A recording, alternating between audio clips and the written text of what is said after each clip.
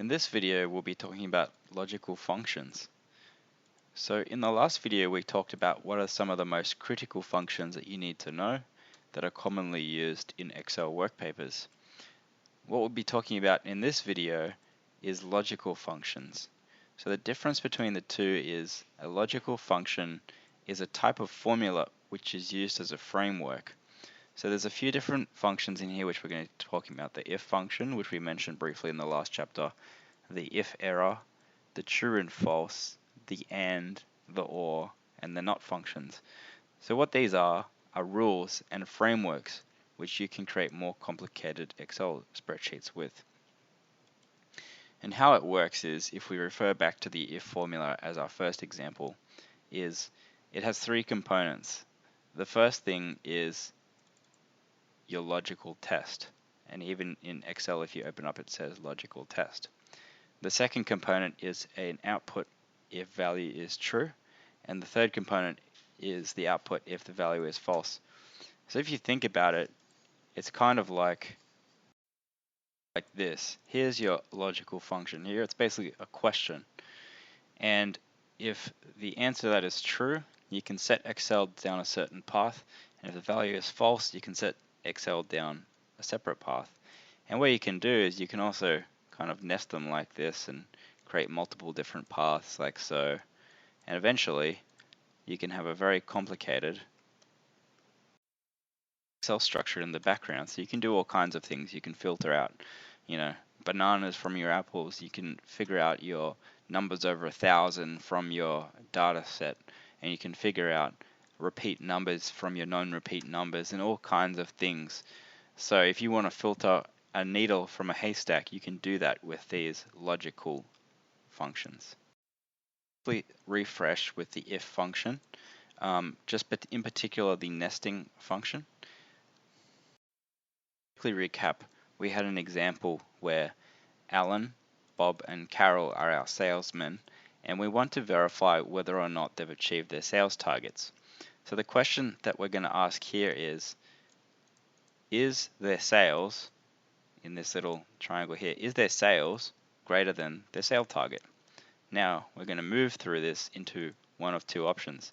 If their sales is greater than the target, you're going to go up this option, the value of true, and we're going to show a text if they've beaten that. However, if they haven't beaten their sales target, they're going to show a text of. So we can do that in our formula. So it's split into three parts. Number one is our logical test. Is our sales greater than our target? Then we put our output in text if the value is true, separated by a comma. Then put in text achieved. Don't forget the little apostrophe signs over there. And then if false, we type the text not achieved. Okay, and in the last video, we also discussed on a high level what nesting is. So we discussed about how we can have one of these on top of another one. So it doesn't have to be this if function, it could be something else like an and. But in either situation, this is the logical function here.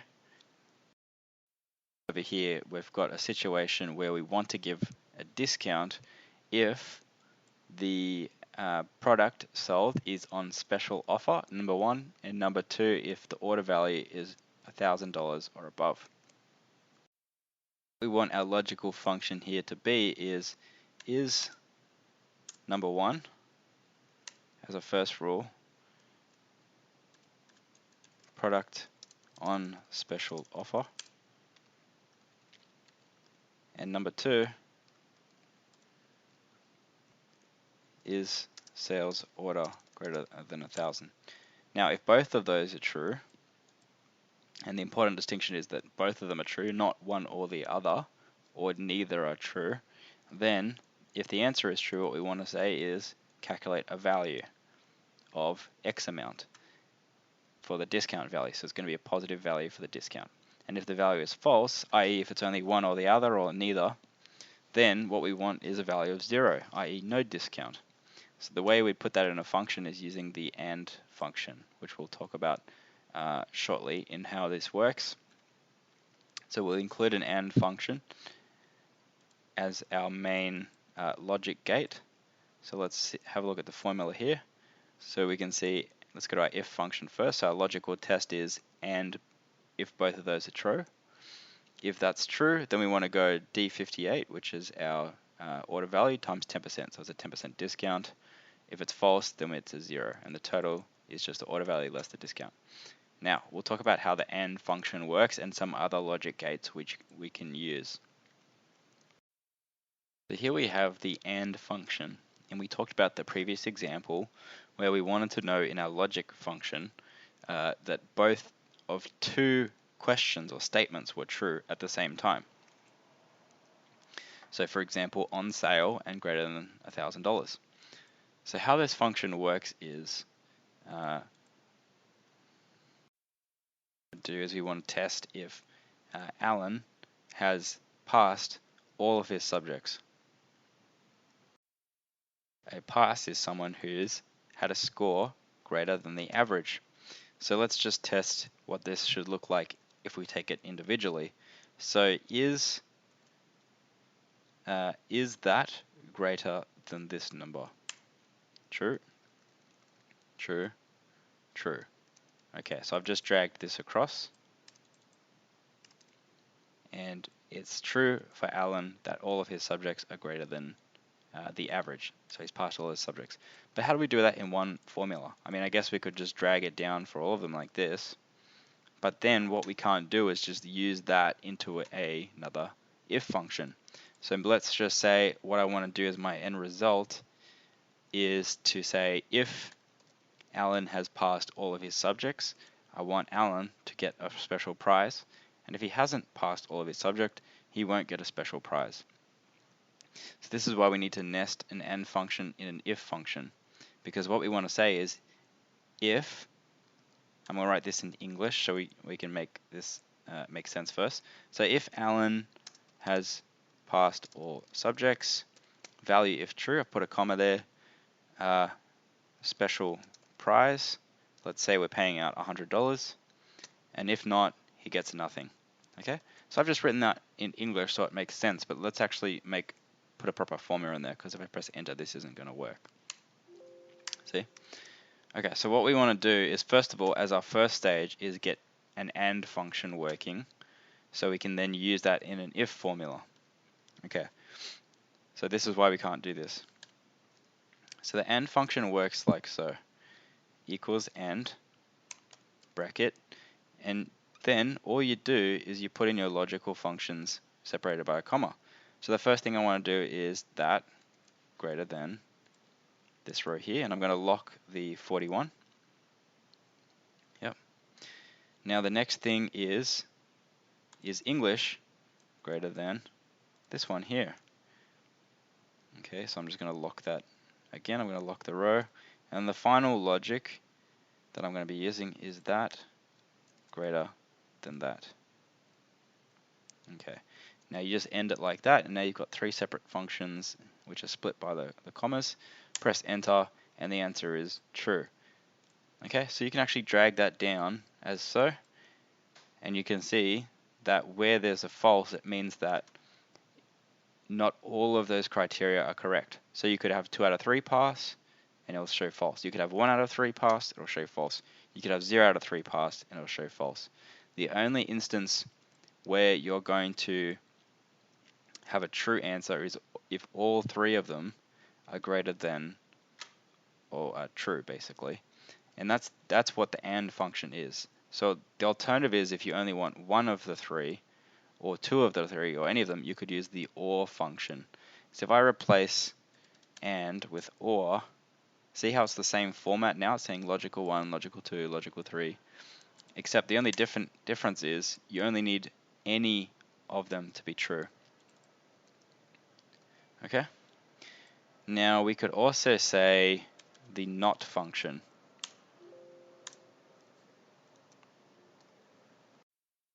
What function does is it turns whatever value is in here to the opposite. So for example, if it says true here, then it's false. If it's false here, then it turns it to true. So what you do with NOT is if we want to, so we've got an OR function here. So if we want to know, so right now we're testing if any of them are greater than the average. What if we want to know if any of them are not greater than the average? Okay, what we would do is we just add a not function before this. And to be honest, I don't use this too often, but it's a good formula to have in your deck. So now what we're saying is these two down the bottom are the only circumstance where none of the scores are greater than the average. And the reason is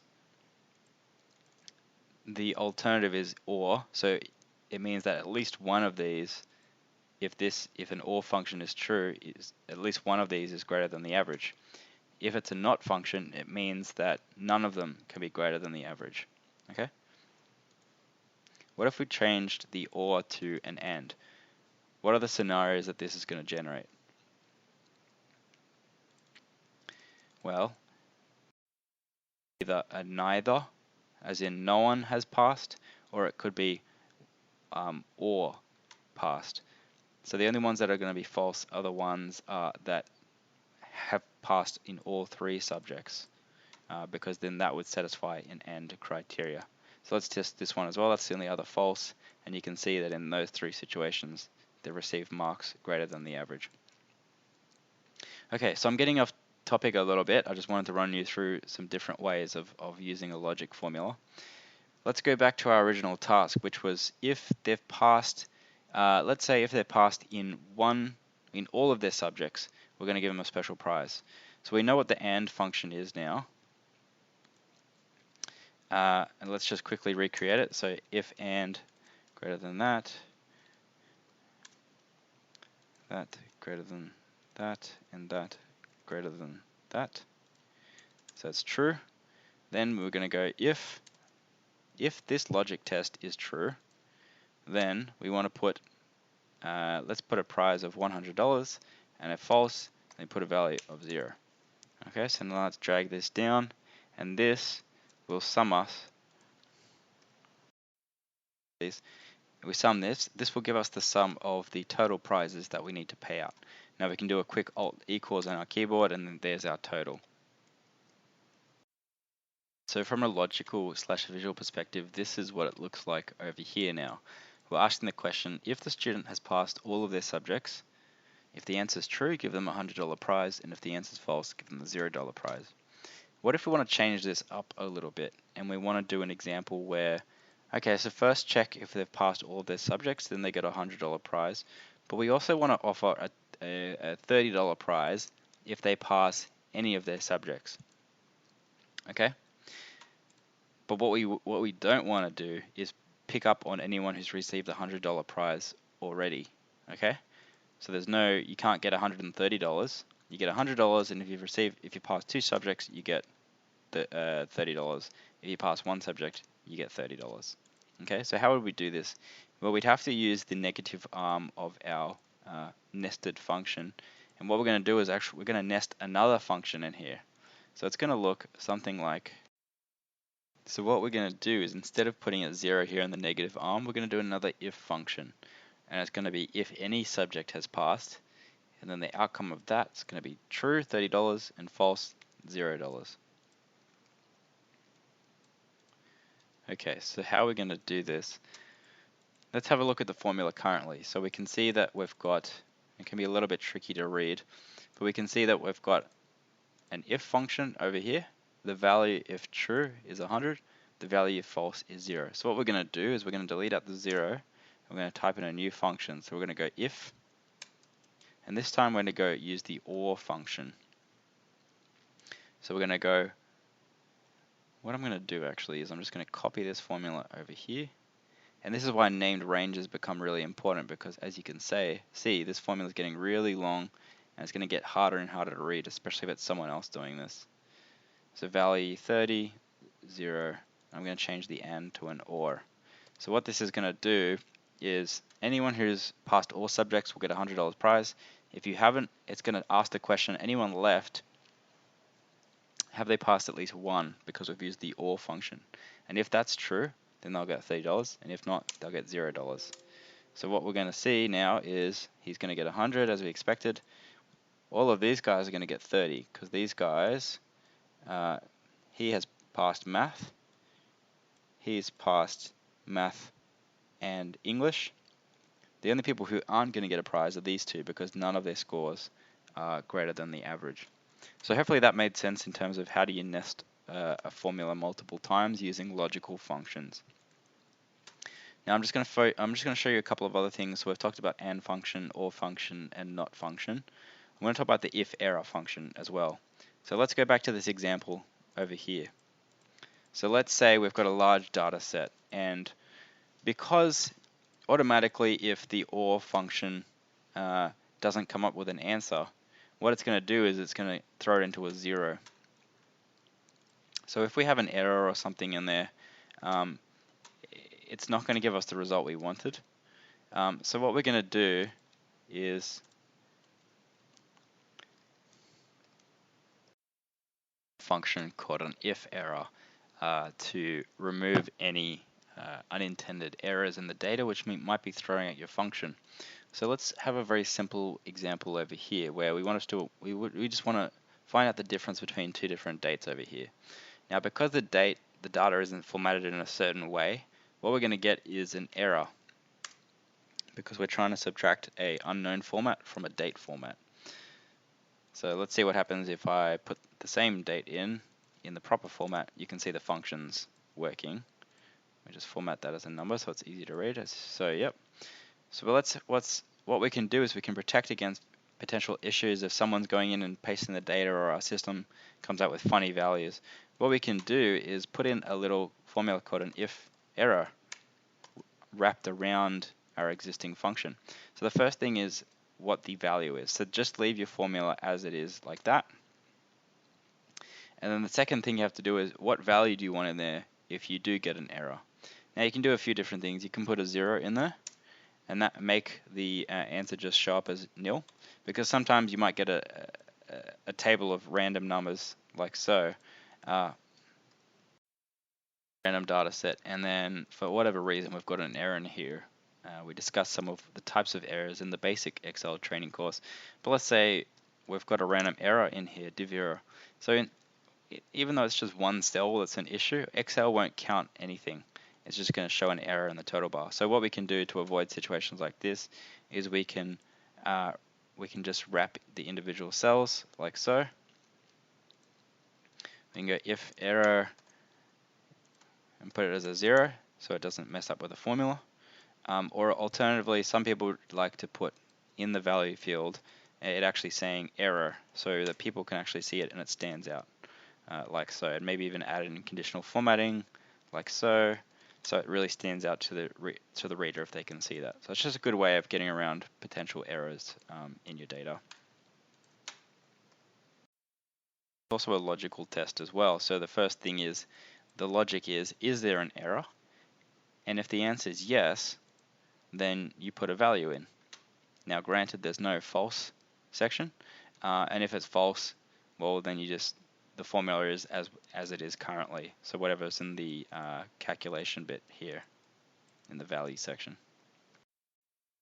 That we're going to be talking about is the true and false functions. So we talked about before about where in a logical function we could put a value if it was true or false.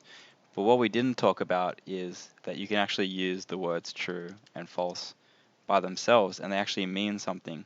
So you'll note that normally when we're typing text that we have actually type in those with apostrophes like so, but with true and false you don't, and the reason is because Microsoft Excel actually assigns a value to true and false, and that value is 1 and 0. So let me show you what happens. So what I've done is I've just replaced the true and false values with just the words true and false, so no apostrophes or anything, which is unusual for text. So if I drag this down, so as you can see, wherever it said achieved, it now says true. So it's a bit of a faster way of having an outcome. And not only that, is you can actually assign a value to it. So for the false values, if I go equals false, but I can also go equals false times 25, and the value I'm going to get is 0. Now see what happens when I times true by 25. It's actually going to be 25 as well. And that's because this is a value. What if we do +1? So +2. So we can do things like that and integrate that into our formula. So for example, if we want to go, he's achieved his target, we want to give him a bonus of $25,000. So what we can do is integrate it into the formula, like so, times 25,000. See, and now when we drag it down, we're going to get zeros for false and 25,000 for true. So that's a good way of using the true and false functions to simplify your logical functions.